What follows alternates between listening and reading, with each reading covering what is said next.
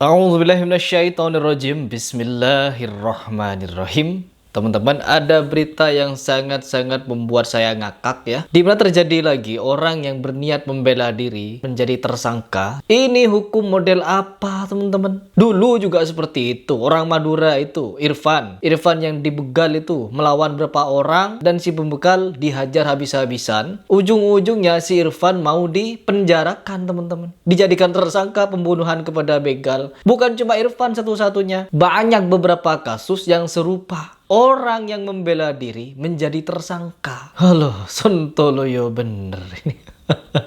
Ya Allah, di mana orang yang sejatinya membela diri menjadi tersangka dan terancam pidana. Tidak perlu panjang lebar, coba kita simak seperti apa beritanya, teman-teman. Dan nanti kita berikan tanggapan dari pernyataan si polisi. Kenapa? Apa alasannya? Kenapa dia bisa memberikan status tersangka terhadap orang yang membela diri? Alasan peternak yang bela diri lawan pencuri ditahan dan jadi tersangka, polisi harusnya kabur. Kata polisi harusnya kabur. Allah.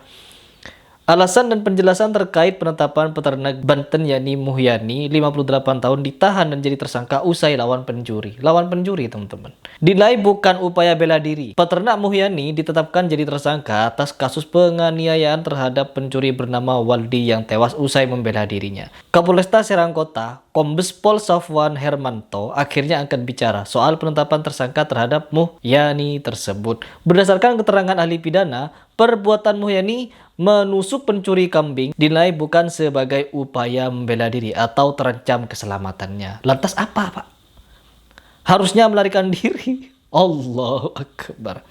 Menurut Sofwan, Muhyani saat kejadian punya kesempatan melarikan diri dan meminta pertolongan orang lain saat Waldi mengeluarkan golok. Waldi ini si pencuri, teman-teman. Sudah mau mengeluarkan golok, teman-teman. Mau menyerang, siapa namanya? Muhyani. Tiba-tiba karena Muhyani membela diri jadi tersangka. Harusnya nunggu dibacok dulu, begitu ya. Hal inilah yang membuat penyidik menetapkan Muhyani sebagai tersangka penganiayaan yang menyebabkan korban meninggal dunia sesuai pasal 351 ayat 3 KUHP pidana. Apa-apaan ini ya? Sontoloyo ini. Kalau kita menemui seorang penjahat dan pencari itu membawa golok, goloknya dicabut, mau bacok kita kabur. Jangan sampai ada korban yang meninggal, teman-teman. Jadi kita gak perlu membela diri, apalagi belajar ilmu bela diri. Gak perlu. Jadi polisi, nanti kalau polisi bertemu dengan pembegal, pistolnya gak usah dibawa, Pak.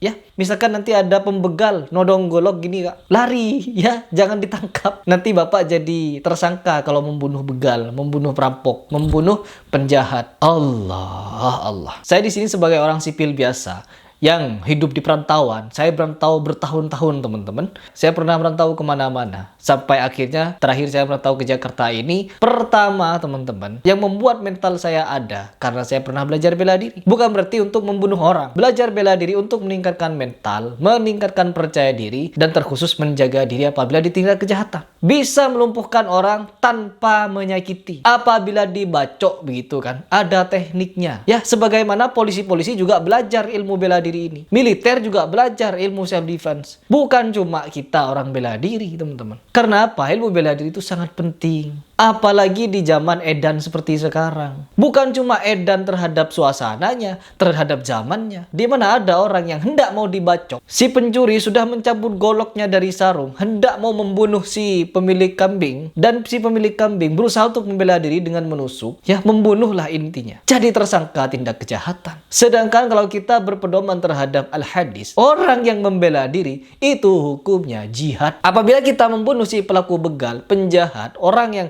hendak melukai kita, menjahati kita, mengambil harta kita, maka orang tersebut masuk neraka. Orang yang kita bunuh masuk neraka. Sedangkan kita si pembunuh tidak berdosa. Tetapi melainkan apabila terbalik kita sebagai korban yang dicuri, korban yang dibegal, kita mati, maka mati kita dicatat syahid oleh Allah Subhanahu wa taala, dan si pembunuh pastinya dia akan dibalas atas kejahatannya kelak di akhirat. Begini hukum yang benar. Memang betul ya, memang betul apabila kita membunuh tidak boleh sembarangan membunuh orang. Apalagi di situ jelas pelaku kejahatan, pencuri. Kecuali memang ada dendam pribadi. Si Waldi itu, siapa nama si pencuri itu yang mati, memang punya dendam pribadi. Ya, si peternak juga punya dendam pribadi. Memang sudah janjian mau bunuh-bunuhan. Ya sudah, berarti bisa dikenakan pasal. Bisa dikenakan pasal karena sudah janjian untuk saling membunuh, teman-teman. Tetapi ini enggak. Meskipun saya tidak tahu kronologi yang sebenarnya bagaimana, tetapi menurut berita, si pencuri ini sudah mencabut goloknya dari sarung lalu ingin membunuh si pemilik kambing. Ya, entah bagaimana caranya kita membela diri. Entah itu dengan lari juga bisa, berteriak juga bisa. Ya, membiarkan dulu, habis itu kita teriak cari warga untuk ngejar bareng-bareng gitu. Ya, tetapi jangan sampai dibunuh bareng-bareng. Ada juga kejadian pencuri dibakar rame-rame. Ya, ada yang dilempar ke sungai, diikat dilempar ke sungai begitu. Lu sungai yang dalam. Jangan sampai seperti itu, ditangkap rame-rame, diikat, kirim ke kantor polisi.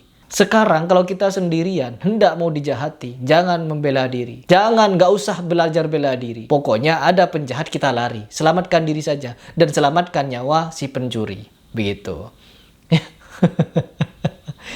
Ya Allah.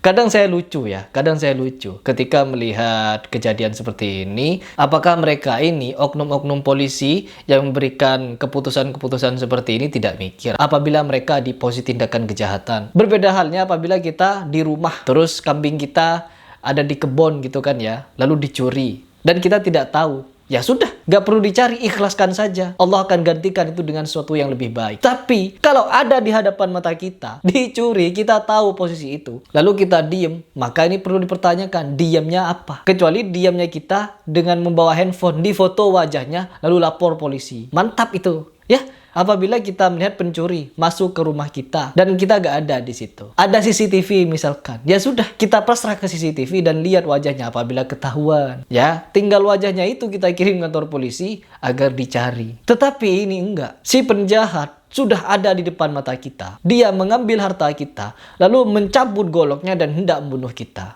Kita wajib membela diri. Wajib hukumnya. Dan ketika kita membela diri, tidaklah layak kita dijatuhi sanksi dan dipidanakan seperti ini. Entah apapun alasannya, bagaimanapun ini kondisinya, tidak bisa dibenarkan. Orang yang membela diri tidak patut untuk dipenjarakan. Meskipun sampai ada jatuh korban. Apalagi sudah terlihat jelas, si pencuri sudah membawa golok, sudah punya niat yang ingin membunuh. Begitu. Ingat kata Bang Napi, kejahatan itu bukan karena adanya niat dari si pelaku kejahatan, tetapi karena adanya kesempatan. Jadi kalau kita punya kesempatan lari, ya udah lari. Kalau kita punya kesempatan foto wajahnya, ya udah foto. Tapi kalau kita punya kesempatan membela diri, maka bela dirilah. Selagi kita mampu membela diri. Kalau memang tidak mampu, ya sudah lari. Begitu. Oke, mungkin itu saja pendapat dari saya. Terlebih, apapun alasannya, memang pembunuhan itu kejam, jahat teman-teman. Tetapi apabila kita di dalam kondisi membela diri, maka hal tersebut tidak bisa dihindari. Apalagi perkara menghadapi begal, kejahatan. Wajib untuk membela diri, meskipun konsekuensinya adalah nyawa. Begitu.